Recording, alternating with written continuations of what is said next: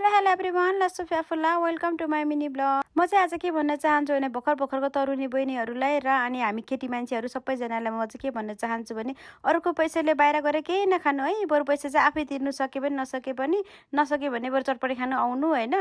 के सक्दै सकेन भने मैले जसरी घरमा दुसिएको मासु ल्याउनु पकाएर खानुस्। मैले जसरी घरमा मासु लिएर खाएँ भने छाक पनि टारियो होइन, आफ्नो परिवारसँग बसेर पनि खानु पायो होइन। बाहिर गएर खाएर के गर्नु, मान्छेले 350 को बिरयानी खुवायो भनेर कुरा काट्छन्, संसारभरि हल्ला फिजाइदिन्छ। एनिवे म चाहिँ मेरै टपिकमा आएँ है त। मैले आज के बनाउँदैछु भनेर त हजुरहरूले फर्स्टमा नै भिडियोमा देख्न सक्नुभएको होला है।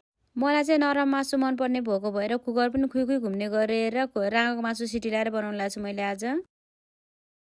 मलाई मन चाहिँ कुखुराको मासु मनपर्छ, तर के गर्नु, कुखुरालाई नि रोग लाग्छ अरे, बुङ्गललाई नि रोग लाग्छ अरे, राँगोलाई रोग लाग्यो भने चाहिँ मैले सुनेन। त्यही भएको भएर मैले राँगोको मासु लिएर पकाउँदैछु आज चाहिँ।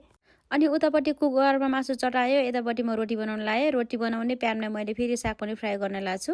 हाम्रो घरमा चाहिँ सबै पार्टी छ, काङ्ग्रेस पार्टी, एमाले पार्टी, माओवादी पार्टी भने जस्तै मासु खाने पनि आफ्नो चोइस छ, आफ्नो पार्टी छ होइन। कोहीलाई बफ मन पर्दैन, कोहीलाई पोर्क मन पर्दैन, कोहीलाई माछा मन पर्दैन, आफ्नै छ के। अनि त्यही भएर जहिले पनि दुईवटा तरकारी चाहिँ बनाउनै पर्छ हाम्रो घरमा।